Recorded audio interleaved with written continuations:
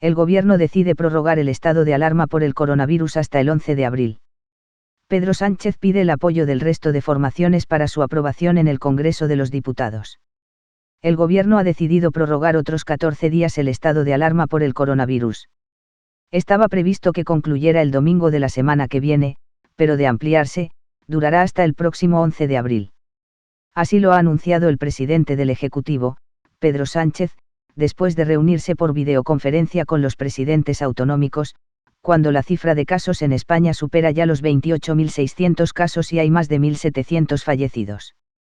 Anunció que el Gobierno aprobará, tal y como está previsto en la Constitución, ampliar el estado de alarma en todo el territorio nacional por otros 14 días, ha anunciado Sánchez en una rueda de prensa desde la Moncloa.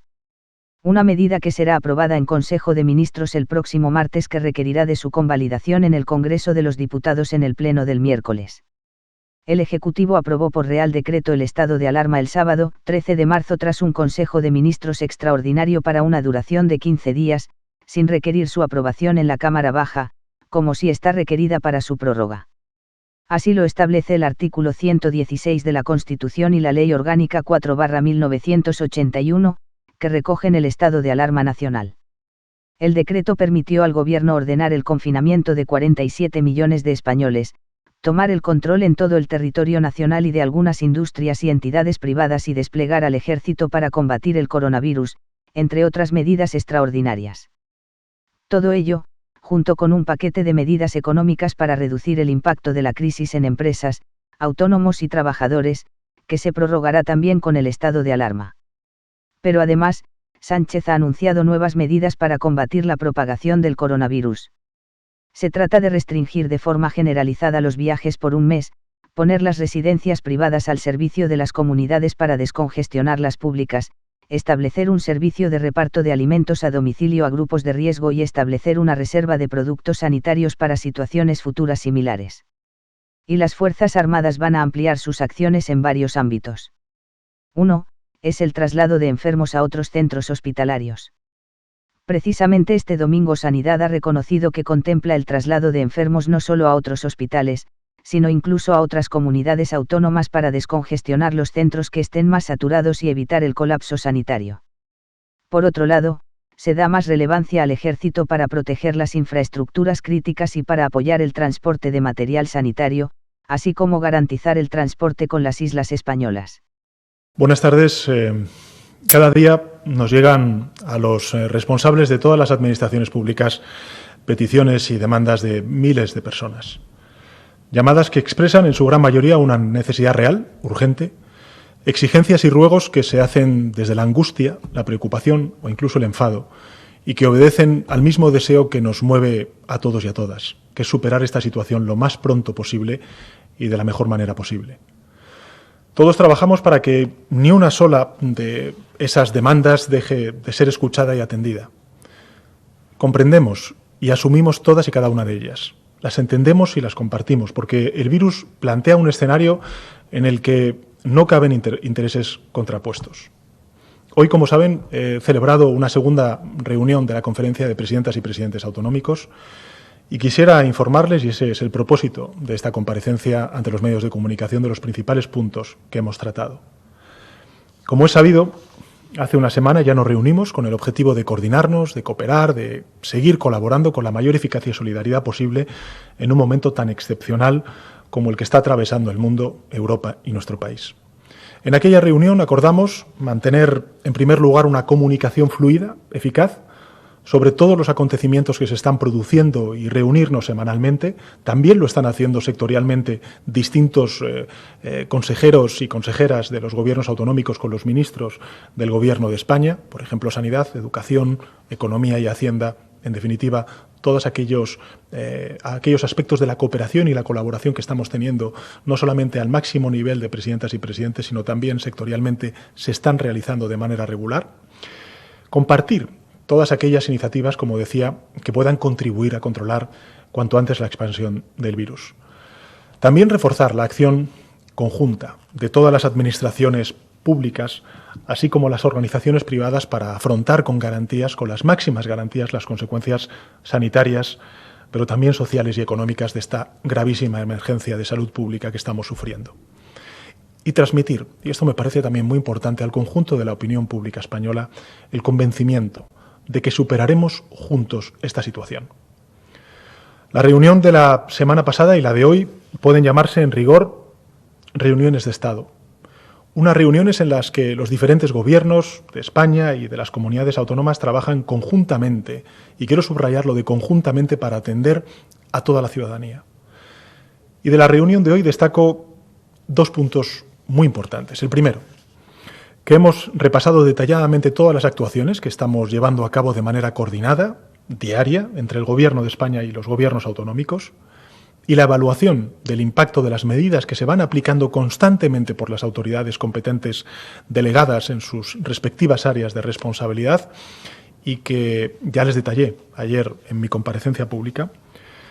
Y en segundo lugar, continuar en la unidad de acción, como la mejor arma para ganarle al COVID-19, porque será unidos como resistiremos y como venceremos al virus.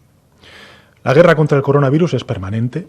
Por eso quiero comunicarles 5 nuevas órdenes y una decisión en respuesta a la crisis sanitaria como comunicación a las numerosas que ya se han aprobado recientemente. Les anuncio, en primer lugar, que vamos a disponer que todas las comunidades autónomas tengan las instalaciones y los medios materiales y humanos de las residencias privadas de mayores.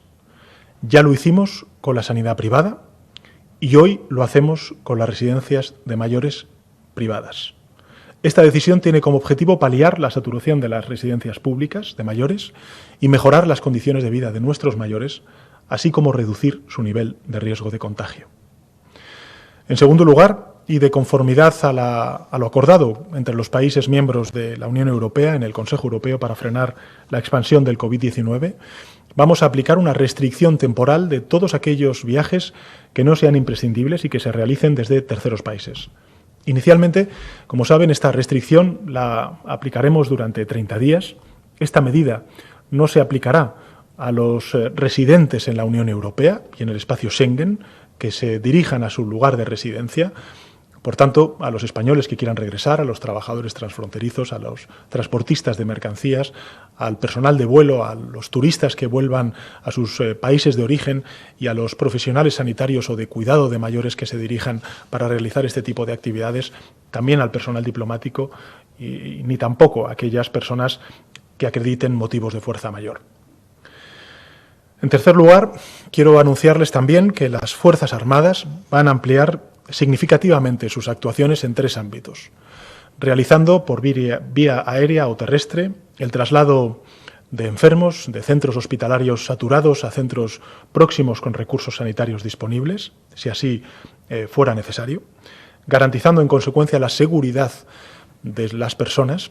En segundo lugar, queremos garantizar las infraestructuras críticas, permitiendo así liberar personal de las fuerzas y cuerpos de seguridad del Estado para llevar a cabo otros cometidos, implementando apoyo logístico con medios militares en 4 áreas, para el transporte logístico de material sanitario procedente del extranjero, para el transporte y distribución del material sanitario dentro del territorio nacional, para el transporte de personal clave entre la península y los territorios extrapeninsulares y también para el transporte del personal nacional con dificultades para regresar a España. Y en cuarto lugar, les adelanto que el Gobierno facilitará recursos a los entes locales, a los ayuntamientos, a los municipios, para el reparto a domicilio de comida, productos de primera necesidad y productos farmacéuticos a las personas que más lo necesitan, que son las personas mayores, de manera que no tengan que salir de su domicilio para obtenerlos. Es una manera más de protegerles, facilitándoles la vida en su casa y evitando que tengan que salir de su hogar con el consecuente aumento del riesgo de contagio. Y en quinto lugar, les anuncio que, así como ya hemos decidido la fabricación nacional de productos, material sanitario y medicamentos para combatir el coronavirus, que les comenté ayer en la comparecencia, hemos decidido establecer una reserva estratégica de este tipo de productos para luchar contra futuras pandemias si es que se produjeran en el futuro. Y para finalizar, una decisión que he comunicado al conjunto de presidentas y presidentes autonómicos y que posteriormente también trasladaré a los líderes de los distintos partidos políticos, y es el anuncio de que el Gobierno aprobará, tal y como está previsto en la Constitución y tras escuchar a los expertos científicos, en los próximos días aprobaremos ampliar el estado de alarma en todo el territorio nacional por otros 15 días. En total, de conformidad con el artículo 116 de nuestra Constitución, que ya prevé la autorización del Congreso de los Diputados para poder continuar con el estado de alarma, el Consejo de Ministros del próximo martes acordará solicitar la ampliación de la declaración del estado de alarma hasta el día 11 de abril. Durante esta situación, el Gobierno está cumpliendo, como no puede ser de otra forma, con lo establecido en la Ley Orgánica 4/1981 de 1 de julio y con el artículo 116 de nuestra Constitución que regulan, como saben, el estado de alarma. De manera que el Estado social y democrático de derecho, las garantías de libertades y derechos que nos reconoce y ampara la Constitución, incluso en una situación tan excepcional como la que estamos viviendo, siempre esté garantizado. Estoy convencido de que el Congreso de los Diputados y las fuerzas políticas que lo componen comprenderán la situación de emergencia nacional que vivimos y apoyarán la prórroga del estado de alarma. Es imprescindible para vencer al virus seguir anticipándonos. Y soy muy consciente que es una medida drástica, de las más drásticas de las adoptadas por nuestros países del entorno. Sé que es muy incómoda para el conjunto de la ciudadanía española estar 15 días más hasta el 11 de abril confinados y que está afectando por completo a la vida de todos y cada una de las familias que estarán viendo esta comparecencia. Pero los expertos coinciden en que es una medida efectiva en la lucha contra el coronavirus. Como dije ayer, y desgraciadamente es así, se aproxima una ola muy dura.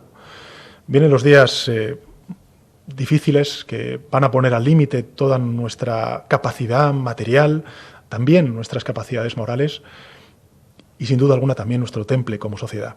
Por eso quisiera transmitirles que ojalá tuviéramos el poder de hacer algo extraordinario y que al ejecutarlo devolviéramos a la normalidad nuestras vidas de inmediato. Ojalá lo tuviéramos, pero no lo tenemos. Y reconozco con humildad nuestras limitaciones, como las del resto de países, para afrontar esta pandemia. Pero nos tenemos a nosotros mismos como sociedad, como comunidad. Tenemos el trabajo constante y el asesoramiento científico de los mejores profesionales a los cuales quiero volver a rendir tributo y la absoluta determinación política por superarlas. Tenemos además el convencimiento de que lo conseguiremos. Nuestra única opción es la victoria completa sobre el virus. Y tenemos, afortunadamente, unos profesionales y un sistema sanitario de los mejores del mundo. Para ganarle al virus estamos poniendo al servicio del conjunto del país todos los recursos a nuestro alcance, no les quepa duda, para que esta emergencia dure lo menos posible, con el menor coste en vidas, también en empleos, en empresas, que sea posible. Y trabajamos además para incrementar esos recursos en la mayor cantidad y calidad posible. Esta emergencia se superará con esfuerzo y con sacrificio, con todo el peso del Estado volcado en esta batalla. Y os garantizo que todos los esfuerzos y sacrificios merecen la pena para recobrar cuanto antes nuestra forma de vivir. Así que os pido responsabilidad y disciplina. Repito, os pido responsabilidad y disciplina social y cívica. Vamos a entrar en la segunda semana de estado de alarma. Por delante vamos a tener otras 2 semanas, además de la próxima semana. Sé que va a ser muy difícil, necesitamos esa disciplina social y cívica, porque la irresponsabilidad se lleva vidas por delante. Ya sabemos cosas del virus, como decía ayer en mi comparecencia, que antes no sabíamos. Por ejemplo, que hay personas en las que resulta sintomático y, sin embargo, pueden propagarlo. De modo que cada vez que cogemos un coche y viajamos podemos estar poniendo en peligro nuestra vida y también la vida de los demás. Porque cada vez que quedamos con amigos, ponemos en riesgo nuestra vida y también la de los demás. Hoy, como dije ayer, sabemos que dejar, por ejemplo, las bolsas de la compra en la puerta de nuestros padres y abuelos y no abrazarlos y besarlos es la mejor manera de protegerlos. Contener ese abrazo es la garantía de poder darles otros muchos abrazos en el futuro. Por esa razón, el confinamiento, por esa razón, la prohibición de abandonar la ciudad en la que se reside para ir a la segunda residencia. Porque no podemos estar seguros si en ese viaje somos nosotros los que estamos transportando el virus, cientos de kilómetros. Hay que advertir a las personas que no pueden salir todos los días a hacer la compra, porque ponen en riesgo su propia vida y también la vida de los demás. Quien se crea al margen de la situación y pretenda seguir con su vida normal, debe ser consciente de que se comporta como un aliado del virus y no como su vacuna. Quienes difunden consejos contrarios a la autoridad científica son también un aliado del virus. Difundir falsas noticias solo para hacer daño y confundir, jugar con las emociones de la ciudadanía en una situación tan crítica, de tan máxima fragilidad como estamos sufriendo, difundiendo incluso mensajes de odio y enfrentamiento máxime, si se hace desde una plataforma pública, es una amenaza más que se suma al peligro que supone el propio virus. Puedo aseguraros que tanto el Gobierno como el conjunto de administraciones autonómicas y locales conocemos la realidad, la vivimos con el mismo sentimiento que el conjunto de la ciudadanía, con la misma convicción, con el mismo esfuerzo con el que los ciudadanos toman las medidas, las asumen en primera persona, con la misma preocupación y con el mismo coraje, con el mismo deseo de ser útiles y ayudar a quienes más lo necesitan, con la misma emoción ante la generosidad, con la misma indignación hacia aquellos hechos o palabras puntuales que atacan miserablemente la convivencia y el bien común. El Gobierno es también consciente de todo esto y sin duda alguna también de algo muy importante, y es de los efectos psicológicos del confinamiento y de lo que supone estar en casa sumando sin cesar las horas de un mismo reloj. Por eso quiero mandar un mensaje de ánimo y de profundo agradecimiento al conjunto de la sociedad española, porque los sacrificios de hoy son los beneficios de mañana. Gracias por vuestra comprensión, gracias por vuestra paciencia, gracias por vuestra determinación, gracias por vuestra generosidad. Cuanto mayor es el reto, más grande debe ser la ambición con la que se afronta. Así que seamos ambiciosos para superar esta crisis, porque en esta última y difícil semana no solo hemos sido capaces de mostrarnos unidos, sino que también hemos visto la capacidad que tenemos de colaborar, de cooperar entre nosotros para ganar esta batalla. Esta crisis nos está poniendo a prueba, es cierto, pero también está sacando lo mejor de nosotros mismos como país. Está haciendo aflorar nuestra solidaridad, nuestro civismo, nuestro sentido profundo de Estado y el enorme potencial de nuestras instituciones cuando trabajan unidas. Esta crisis está sacando lo mejor de España. Y ahí lo estamos viendo a diario en múltiples ejemplos, como los conciertos solidarios a través de las redes sociales, como el cuidado de niños y niñas por parte de universitarios que está haciendo también, o están haciendo la compra de personas de riesgo. Son cientos de mensajes los que se ven en los ascensores ofreciendo ayuda a nuestros vecinos más mayores gracias a toda esa juventud ejemplar, a todas esas familias que ayudan a otras familias, como los numerosos psicólogos que se han puesto a disposición de quien pudiera necesitarlos, especialmente sanitarios y familias golpeadas por la pandemia, o como las actividades fomentadas en las redes para los más pequeños de la casa, como la iniciativa de varias editoriales para ofrecer libros electrónicos gratis durante el confinamiento, como esos policías que se acercan a los hospitales con sus sirenas encendidas para rendir homenaje a tantos héroes anónimos, como esos ingenieros que se han unido para fabricar respiradores con la máxima urgencia, o como esas academias de costura que se han puesto a hacer mascarillas para ofrecerlas a los hospitales. Les damos las gracias a todos ellos y a todas ellas por su colaboración frente al virus. Y aplaudimos a toda la gente, no me cansaré de repetirlo, que se queda en casa. En estos días permanecer en casa es un ejemplo de patriotismo y de solidaridad. La coordinación, la colaboración y la acción espontánea de tantos particulares, de tantas instituciones, del conjunto de la sociedad civil es un ejemplo también para nosotros, para los responsables públicos. Cuando la política refleja las virtudes de la sociedad, como son las virtudes de la sociedad española, se engrandece y se vuelve más capaz. Esto no va de territorios, ni de ideologías, ni de partidos, con ser importante sin duda alguna todo esto. Va de ganarle la partida al virus. Aquí los representantes no nos jugamos ni la imagen ni la reputación, tampoco ningún titular en un medio de comunicación local o internacional. Esta batalla va de algo mucho más capital, que es salvar vidas. Las vidas y la salud de nuestros padres, de nuestras madres, de nuestros abuelos, de nuestros amigos, de nuestras hijas, de nuestros hijos, de todos, también de los nuestros. He pedido a las presidentas y presidentes autonómicos lo mismo que les he prometido y que yo también me impongo, y es la coordinación, la colaboración y la solidaridad. En esta situación no cabe el egoísmo, y como presidente del Gobierno de la Nación y último responsable del mando único, mi tarea fundamental es coordinar la acción a desarrollar por parte de las instituciones públicas. No suplantarlas, sino aprovechar al máximo la eficacia, la utilidad y la capacidad de cada organismo y de cada institución pública, evitando cualquier pérdida de tiempo, recursos, energía en la gestión de la crisis.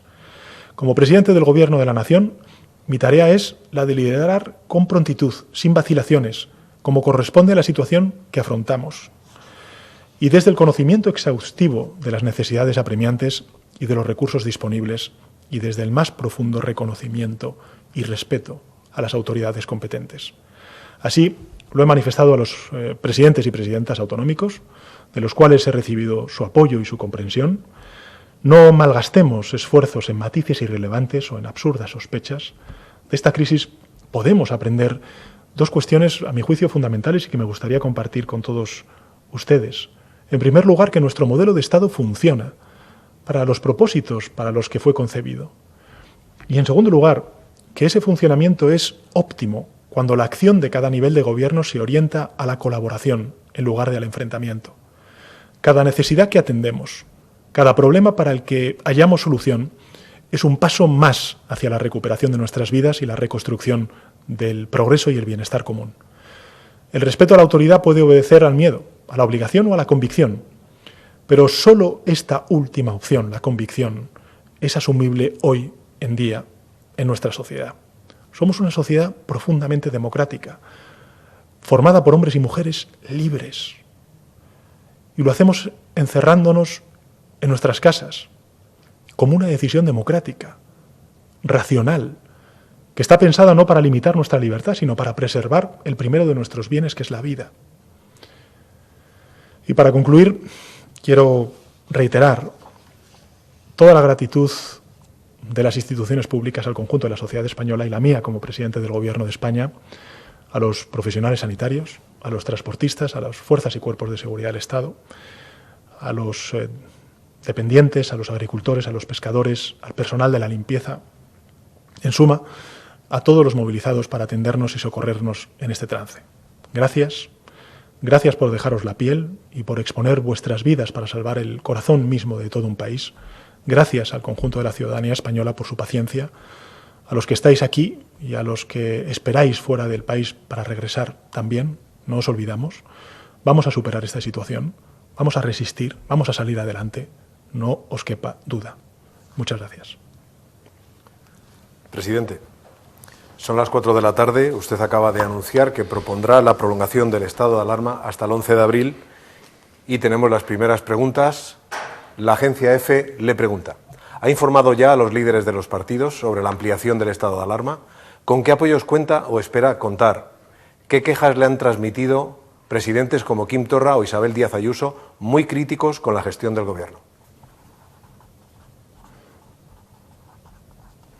Bueno, respecto a los líderes políticos, he venido durante estas últimas semanas hablando con todos ellos. Comparecí precisamente el pasado miércoles, creo recordar, ante las Cortes Generales para explicar los motivos del Real Decreto del estado de alarma. Conté con el apoyo de todos y todas los grupos parlamentarios y sus integrantes y portavoces, y en consecuencia espero que ese compromiso que me trasladaron entonces de apoyar siempre el estado de alarma hasta que dure esta emergencia sanitaria pues pueda encontrar también su eco y su respaldo en el Congreso de los Diputados cuando se convalide esta medida.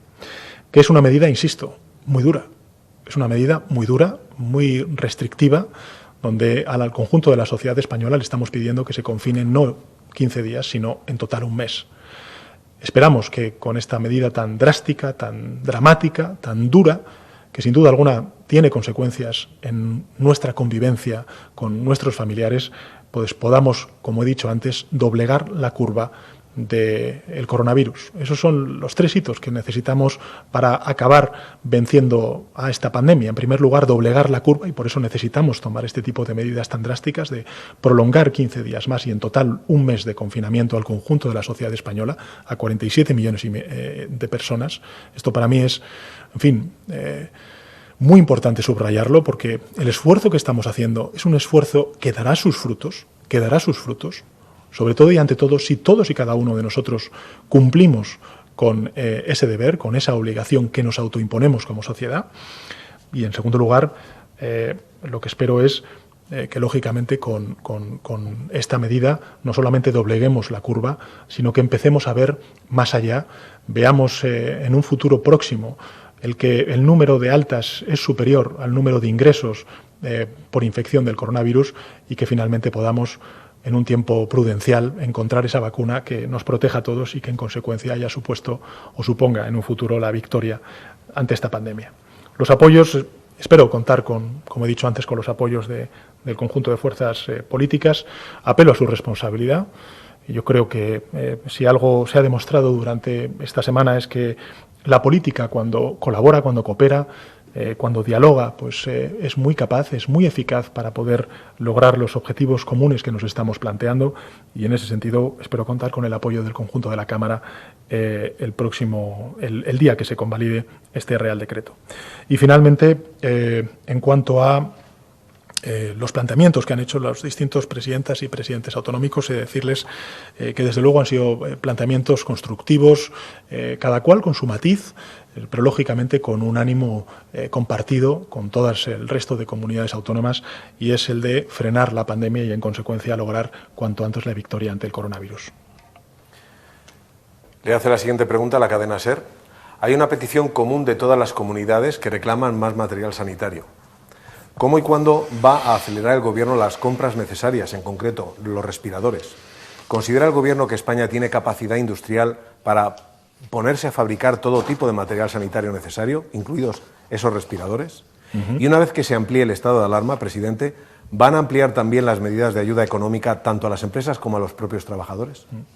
Pues muchas gracias a la cadena SER. Decirles que el Real Decreto que se aprobó de medidas urgentes para el impacto social y económico ante las medidas que estamos tomando de protección de la salud pública son medidas que tienen una prolongación más allá del estado de alarma de 15 días inicial, es decir, que tienen una duración de un mes. Con lo cual, esa pregunta queda creo, respondida con este planteamiento. En segundo lugar, en relación con la capacidad de fabricación que tenga el Gobierno de España, yo creo que es total, es absoluta. Creo que es muy importante dirigir a la industria manufacturera en nuestro país y también otras industrias que producen otro tipo de bienes, de consumo, por ejemplo, de alcohol. Todo eso, dirigirlo hacia aquellos materiales tanto de desinfección como también de producción de mascarillas, de batas, en definitiva, respiradores o PCRs, los test que muy pronto se van a poner a disposición masiva de la población española, se pueden producir en nuestro país. Tenemos la musculatura, tenemos la capacidad, tenemos la infraestructura productiva para poder hacerlo. Estamos en un combate sin cuartel contra el coronavirus, estamos en una guerra y, por tanto, hay algunas decisiones de economía de guerra que tenemos que hacer. Hemos encontrado, tengo que decirlo, el concurso y la complicidad de estas industrias y estamos trabajando contrarreloj para lograr el que tengamos esa producción masiva y, por tanto, ese autoabastecimiento. También decirles que hoy una de las cuestiones que hemos aprobado es crear esa reserva estratégica de esos productos cuando tengamos esa capacidad de autoabastecimiento para garantizar el que en un futuro, esperemos que muy lejano, si volvemos a sufrir algún tipo de pandemias, no nos encuentre desprovistos como nos ha encontrado en esta situación. Y porque quizá también, no solamente con esto estamos creando riqueza y también seguridad en nuestro país, sino quizá con ello también podemos dar un ejemplo de solidaridad internacional poniéndolo a disposición, si tenemos esa capacidad de autoabastecimiento, a otros países que se encuentran en una situación semejante a la que se encuentra, por desgracia, Europa y también España en este momento. De todas formas, he de decirles, ayer lo comentamos en la comparecencia y me parece también muy importante volver a subrayarlo, que el Gobierno de España, desde la aprobación del decreto del estado de alarma, ha puesto un número importante de profesionales en el Sistema Nacional de Salud que van a ayudar en todas y cada una de las comunidades autónomas, a un total de 52.393 profesionales sanitarios. Ahí estamos movilizando médicos residentes, médicos y enfermeros jubilados en los últimos 2 años, profesionales médicos y de enfermería, médicos especialistas extracomunitarios en diferentes especialidades, 17.000 estudiantes de último curso de medicina y enfermería que podrán realizar tareas auxiliares. Y en relación con los suministros, que sé que es la principal preocupación en el primer frente de batalla, que son los personales sanitarios y los compatriotas que están ahora mismo infectados por este virus, por esta enfermedad. He de decirles que el Gobierno de España está haciendo valer todo su peso en el escenario internacional, en un contexto internacional de mercado muy difícil, porque hay muchos países pidiendo y tratando de hacerse con esas mascarillas y con el resto de material. Decirles que en las próximas horas, como anuncié ayer en la comparecencia, se van a distribuir un total de 500.000 mascarillas quirúrgicas. Sé que son insuficientes, pero van a estar puestas a disposición en horas. 800.000 mascarillas quirúrgicas para pacientes. En total estamos hablando de 1.300.000 mascarillas y, como dije ayer, el Ministerio de Sanidad en los próximos días distribuirá más de 4 millones de mascarillas al conjunto de las comunidades autónomas.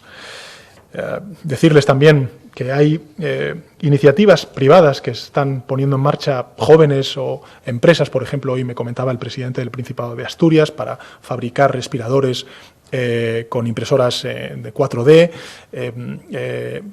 Decirles también que, por ejemplo, empresas públicas como Navantia o también Airbus pues están trabajando contrarreloj para producir este tipo de respiradores que son muy importantes para las UCIs, que es donde tenemos el punto más crítico en la actualidad y que será muy crítico en las próximas horas como consecuencia de la ola que vamos a sufrir, muy dura durante las próximas semanas.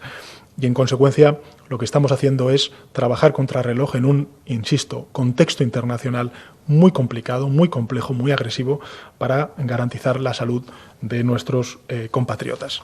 Por tanto, responder así, tenemos esa capacidad de fabricación, no inmediata, pero sí en el cortísimo espacio de tiempo.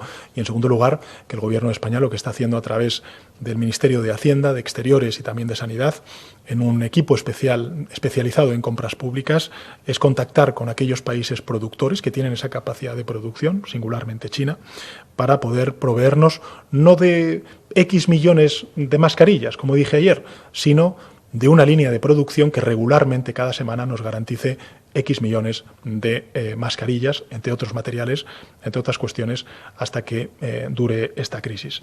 Creo que el tema del autoabastecimiento es muy importante.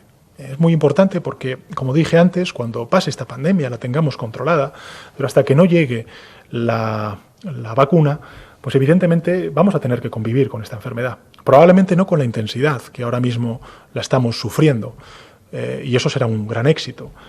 Pero es evidente que tendremos que ir desescalando toda esta situación, todo este estado de alarma y de excepcionalidad en la que vive la sociedad española.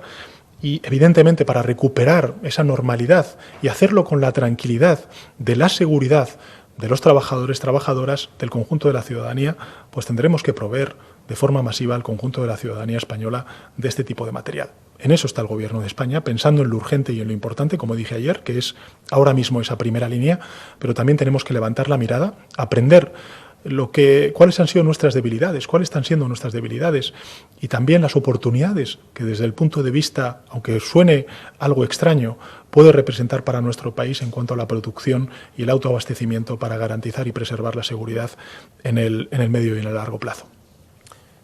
Presidente, había una pregunta también sobre ampliación de medidas económicas a trabajadores y empresas.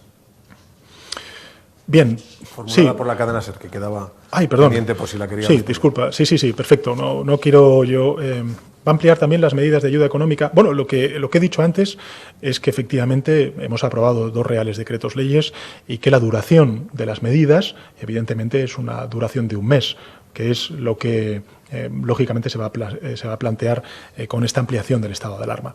Y, evidentemente, en función de cuál sea el devenir de esta pandemia, de esta crisis, pues ampliaremos este tipo de medidas de política económica y política social en nuestro país.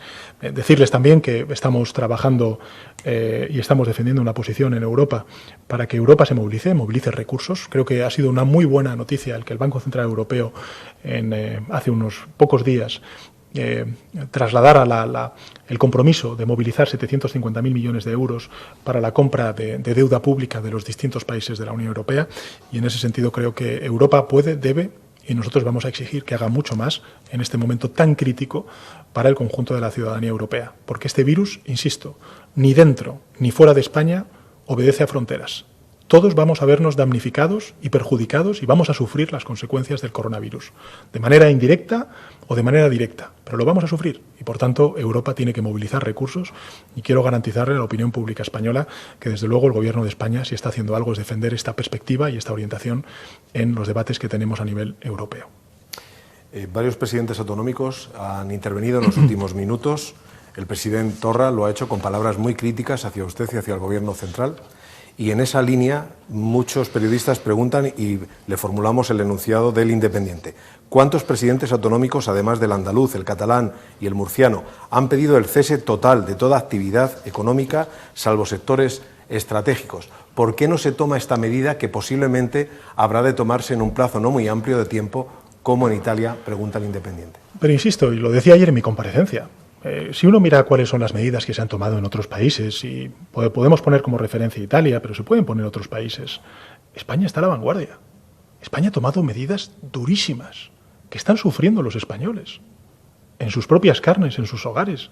Estamos planteando un confinamiento de un mes a la ciudadanía española, de un mes, con los efectos no solamente sociales, psicológicos que va a tener en poblaciones muy vulnerables, sobre todo los mayores, aquellas personas que viven solas, o personas que sufren la violencia de género y que, insisto, siguen teniendo habilitados los mecanismos, los resortes, las mujeres, ¿no?, que sufren esa violencia de género, siguen teniendo activados los mecanismos, los resortes de protección por parte del Ministerio del Interior y del conjunto de las instituciones. Estamos imponiéndonos unas medidas de una extraordinaria gravedad. Y lo dije ayer, es el coraje, no es el miedo lo que nos hace quedarnos en casa. Por tanto, lo importante es cumplir con estas medidas, que por cierto son las medidas que nos está recomendando la Organización Mundial de la Salud y nos están recomendando todos los expertos en base a los cuales nos estamos asesorando en esta pandemia por parte del Gobierno de España, que por cierto son extraordinarios profesionales. Nosotros, simplemente voy a dar algunos datos porque me parece que es muy elocuente para saber exactamente, primero, el grado de ejemplaridad de los ciudadanos españoles a la hora de cumplir con las normas dictadas en el estado de alarma y, en segundo lugar, también para ser conscientes de la envergadura del frenazo económico que va a sufrir nuestro país, que está sufriendo ya nuestro país. Y también, lógicamente, la exigencia de pensar, levantar la mirada y pensar en el medio plazo cuando pasemos, que afortunadamente lo vamos a pasar, estoy convencido, más pronto que tarde, este trance. Pero para que seamos conscientes de cuál es la envergadura de los datos y del impacto que está teniendo en este caso el estado de alarma de 7 días a esta parte. Algunos datos. Viajeros por carretera, en autobuses interurbanos, ha caído en un 94%. El AVE, en un 92%. El ferrocarril de media distancia en un 89%, el cercanías entre un 80 y un 90%, los vehículos ligeros particulares en más de un 70%. Para que se hagan una idea, el viernes la movilidad ferroviaria en media y larga distancia entre comunidades autónomas fue de 6.200 personas en todo el país. Ayer sábado se subieron a estos trenes un total de 2.388 personas. Por citar el ejemplo, dado que me ha comentado la cuestión catalana, el AVE directo Madrid-Barcelona, que siempre hemos visto abarrotado durante meses de cualquier momento del año, en definitiva, ha pasado de 9.943 viajeros a 27. El AVE Madrid-Zaragoza-Barcelona-Figueres pasó de 18.405 viajeros a 531. Es decir, son caídas de más del 90%. ¿Esto qué quiere decir? En primer lugar, que los españoles estamos cumpliendo con lo que nos dictan, en este caso, las autoridades sanitarias y que explican y argumentan las decisiones políticas que estamos tomando a nivel del Gobierno de España bajo el amparo del estado de alarma. Pero en segundo lugar, si algo están indicando, es el parón económico que está sufriendo nuestro país. Por tanto, creo que es importante defender estas medidas, creo que es importante también trasladar, y yo lo he trasladado siempre, nuestra disponibilidad a escuchar. Nosotros queremos acertar, queremos basarnos en la ciencia, tomar medidas eficaces para contener la propagación del virus, para acabar con la propagación del coronavirus, Y también, y esto me parece muy importante, que el coste en vidas humanas y también en empleos y en capacidad productiva de nuestro país cuando pase esta pandemia sea el menor posible. Desde luego, la salud pública y las vidas de los ciudadanos en primer lugar. Y también, lógicamente, atender a esas consecuencias económicas y sociales que tienen estas medidas. Y en ese difícil equilibrio es en el que se está moviendo el Gobierno de España, siempre anteponiendo la salud pública de los españoles y siempre contando con, digamos, el asesoramiento y la argumentación de la ciencia, de los expertos, que son, en definitiva, los que nos pueden guiar en esta situación tan inédita que está viviendo el mundo y que está viviendo nuestro país. Yo tengo mucha confianza en nuestros profesionales, en nuestros expertos, en nuestros científicos. Creo que las medidas que hemos tomado son medidas que no tiene, digamos, ningún parangón en Europa. Insisto, para que se hagan una idea, ayer mismo Italia dijo que prohibía los desplazamientos a las segundas residencias. Eso nosotros llevamos una semana planteando esa prohibición. Ha planteado el cierre de espacios públicos, de parques, jardines. Nosotros llevamos una semana también planteando eso. Ha planteado cuestiones que nosotros nos hemos anticipado y las hemos hecho. Y con esto no quiero en absoluto decir que somos mejores o peores, no, al contrario. Lo que quiero decir al conjunto de la opinión pública española es que las medidas que estamos tomando son durísimas, durísimas. Que siempre estaremos pendientes, atentos a lo que nos dicen los expertos para mejorar en lo posible. Pero las medidas que estamos tomando y que estamos pidiendo a los españoles son durísimas y bien lo saben ellos, que seguro nos están viendo desde sus casas. Formulamos un par de preguntas de diarios internacionales. Sí. Financial Times le pregunta, anoche habló sobre la necesidad de una mayor respuesta por parte de la Unión Europea, se acaba de referir a la Unión Europea, usted presidente ahora. Bajo su punto de vista, ¿qué medidas fiscales debería tomar la zona euro esta semana para hacer frente a la crisis? Bien. A nivel europeo y también a nivel de nuestro país, cuando hemos tenido comparecencias, todos los responsables públicos hemos dicho lo mismo, ¿no? Y es que esta crisis es una crisis simétrica, que se me entienda lo que quiero decir. Es una crisis que ha caído como como un ladrillo al conjunto de la Unión Europea. Y por tanto no hay países que se vean menos afectados que otros países, porque esto es una guerra contra un virus que no obedece a fronteras, que no atiende a colores políticos en los gobiernos y que afecta al conjunto de la Unión Europea. De hecho, está afectando al conjunto de países del mundo. Lo estamos viendo, todos en cadena, como si fuese un dominó. Están tomando medidas de restricción de movilidad, de confinamiento, en mayor o menor medida, o en mayor o menor grado. Por tanto, ¿qué es lo que quiero decir con esto? Que esta es una crisis simétrica que afecta al conjunto de la Unión Europea y que, por tanto, no puede encontrar solamente una respuesta nacional. Tenemos que encontrar y articular una respuesta europea.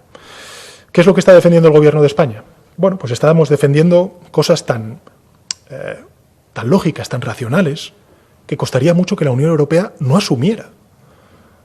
Nosotros, y lo he dicho antes, hemos aplaudido el que el Banco Central Europeo defendiera el movilizar 750.000 millones de euros para defender la deuda soberana del conjunto de países de los Estados miembros.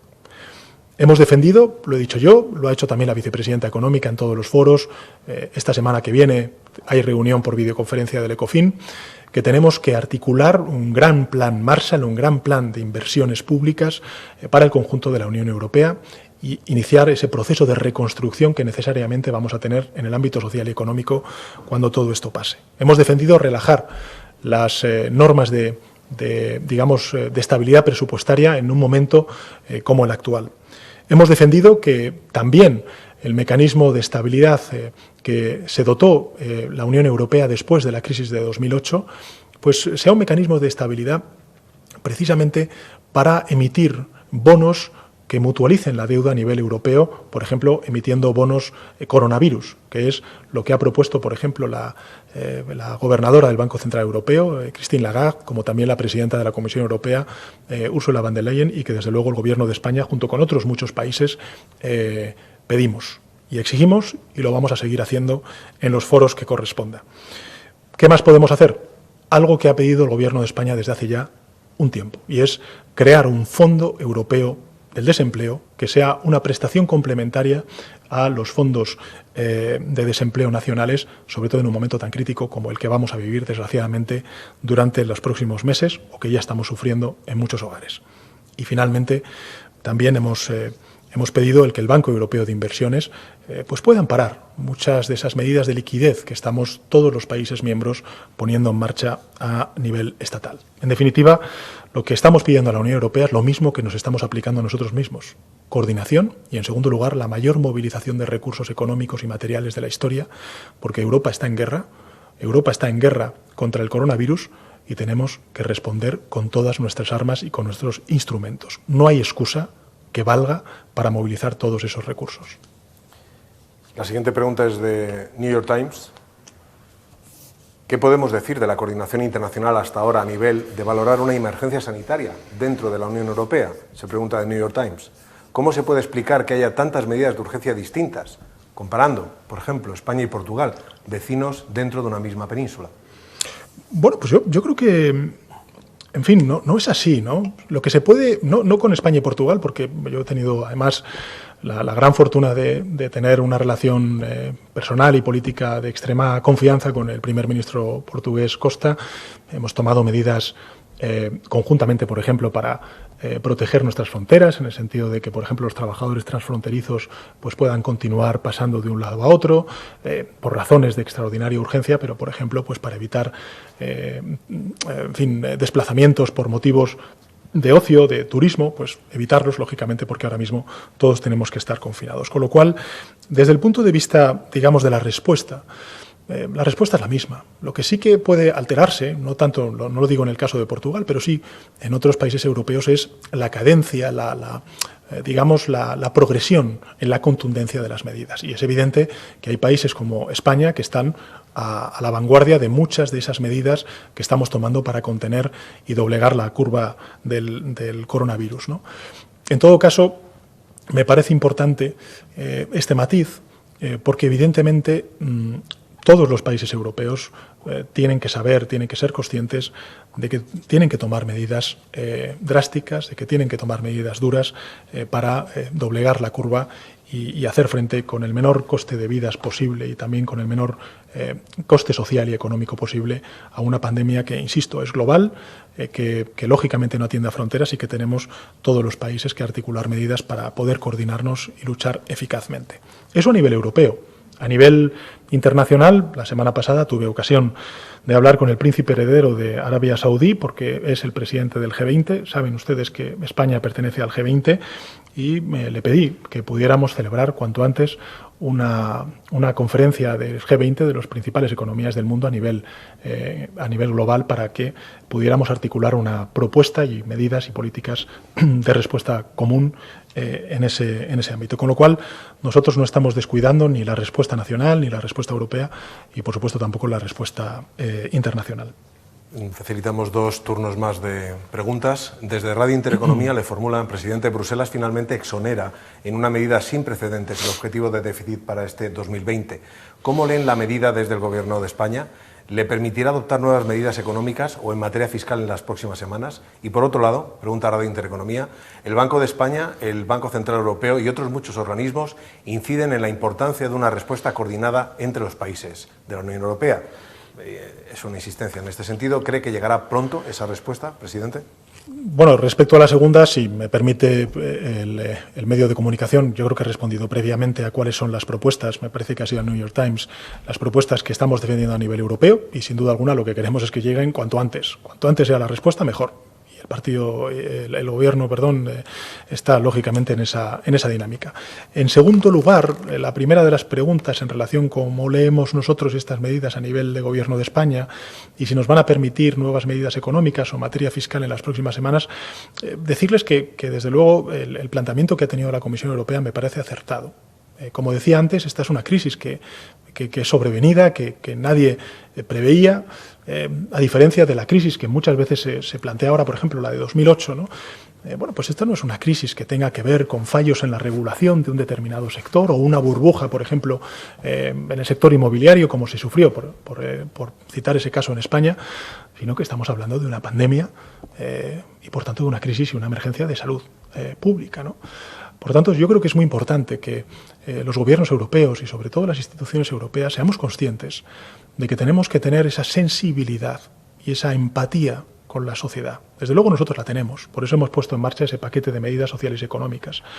Y agradezco y mucho el que la Comisión Europea, por ejemplo, haya dicho que todas aquellas políticas que pongamos en marcha para frenar la pandemia del coronavirus, pues no computen, digamos, en el déficit público y en la deuda pública de los criterios de estabilidad. No es que no vayan a computar, sino que desde el punto de vista del cumplimiento del Pacto de Estabilidad y Crecimiento no se va a tener en cuenta. Con lo cual, en fin, nos estamos haciendo un esfuerzo fiscal extraordinario. Lo vamos a hacer durante los próximos meses porque tendremos que estar llamados todos, repito, todos, a la reconstrucción social y económica después de esta batalla, de esta guerra al coronavirus.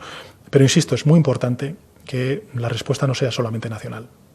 Europa es mucho más que compartir un mercado único. Europa es también una filosofía, son principios básicos, elementales, de derechos humanos, de protección, de progreso, y en ese sentido creo que Europa ahora tiene que poner toda la carne en el asador durante los próximos meses, y creo que además es, incluso dentro de esta desgracia, una gran oportunidad de relegitimar el proyecto europeo. Nosotros, que somos un gobierno europeo, porque nuestro país es un país muy europeísta, somos un gobierno europeísta, desde luego vamos a trabajar en esa dirección. Presidente, finalizamos con una cuestión que ha estado circulando durante parte de la mañana, que ha provocado la inquietud de numerosos medios de comunicación que han preguntado y que ahora le formulamos a través de la pregunta que lanza El Español. Se está publicando en redes sociales que familiares suyos, aparte de su esposa, han sido infectados y que incluso alguno está ingresado. Por favor, y con toda delicadeza, ¿podría confirmar con detalle o desmentir estas cuestiones? Bueno, pues, en fin, hay muchas familias en nuestro país que están sufriendo una situación semejante. Mi familia no es ni más ni menos importante que el resto de familias en nuestro país y agradezco y mucho las muestras de interés y también de apoyo que en estas horas pues, nos han trasladado. Presidente, muchísimas gracias. Gracias a todos los participantes.